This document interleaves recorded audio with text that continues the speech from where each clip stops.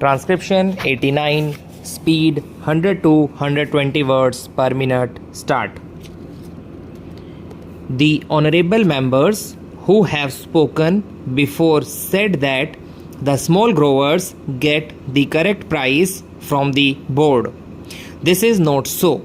The entire bulk of the profits they make in the in-home market and in the foreign market is kept by the bigger growers who dominate this coffee board.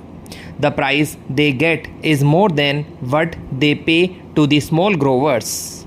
That is the complaint of the small growers. So, it is not correct to say that the profits this board makes are equally distributed to the small growers. Hence, the conflict between the big growers and the small growers is increasing. Therefore, it is necessary on the part of the government to do justice to the small growers. The government thinks that by taking powers for nominating the president of the board, it is able to do justice to the small growers. The number of the small growers is 34,000 while the number of the big growers is 590. Most of the seats reserved for the growers in the last board were monopolized by the big growers. The majority of the seats were held by the big growers and the number of seats the small growers got was very meager. It was not more than 4 if my recollection is correct. What the government should have done was to give equal representation to the small growers. They should have asked the growers to return their representatives or to give a panel of names from which government could have chosen some.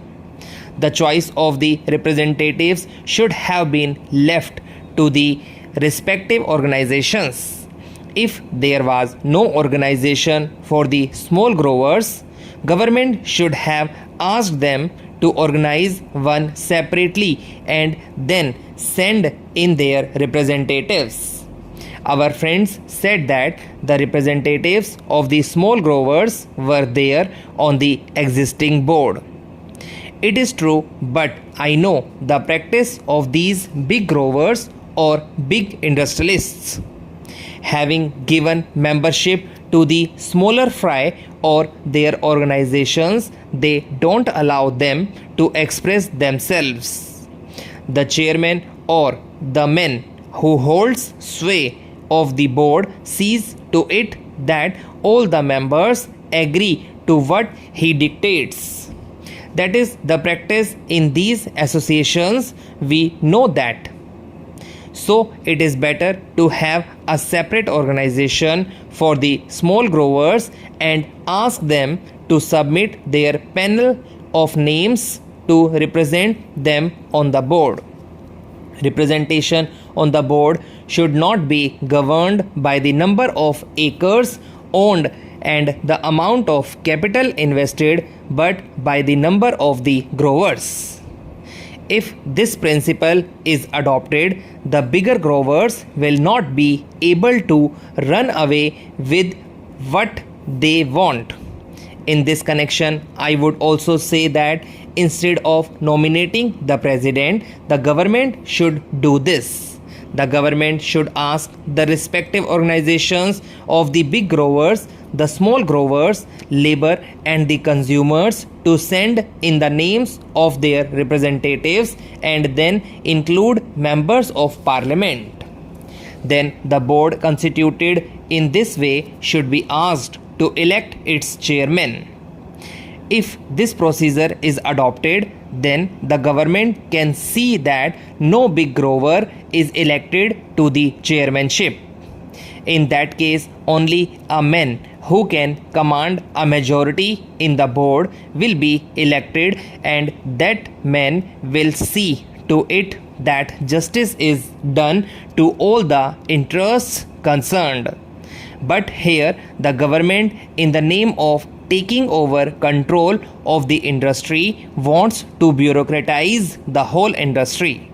I don't think that by bureaucratizing the board, the government will be able in any way to help the industry to develop or to bring about better working conditions for the labor.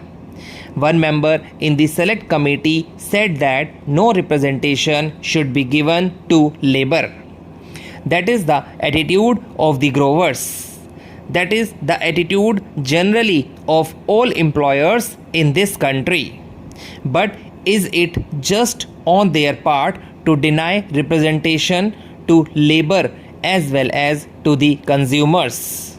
Certainly, the rights of these people should be recognized, but personally, I don't think that by merely giving representation to labor on the board, the government can do justice to labor.